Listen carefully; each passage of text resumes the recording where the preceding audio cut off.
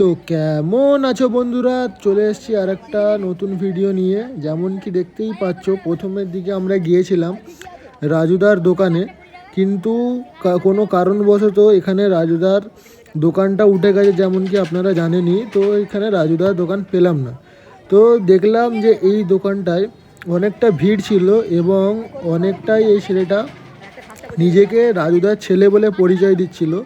তাই আমরা ভাবলাম যে চলো এই দোকানে ভিডিও করা যাক। তো গেলাম এই দোকানে যেমন কি আপনারা দেখতেই পাচ্ছেন, লুচির সাথে আরও অনেক কিছু পাওয়া যায়।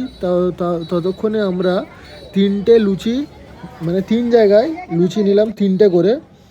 আর এর সাথে তরকারি এবং লঙ্কার আচারটা আনলিমিটেড ছিল এবং অনেক কিছু এখানে আরও এখানে চারটে লুচি এবং আনলিমিটেড তরকারি আর আনলিমিটেড লঙ্কার আচার 20 টাকা।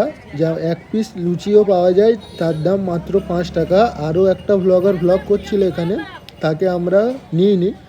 এবং এই দোকানের হাইপটা এই জন্যেই যে এ নিজেকে প্রিটেন্ড করছিল রাজুদার ছেলে হিসাবে। আর এখানে দেখতেই পাচ্ছেন বন্ধুরা, সকাল থেকে কন্টিনিউ লেচি কাটা হচ্ছে এবং একটা কি এর মধ্যে ডাল মতো মেলানো হচ্ছে।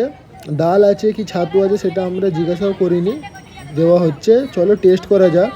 টেস্টটা দেখতেই পাচ্ছেন যে ডিসেন্ট অ্যামাউন্টের একটা লুচি আছে, তার সাথে তিন জায়গায় আমরা নিয়েছিলাম চারটে করে।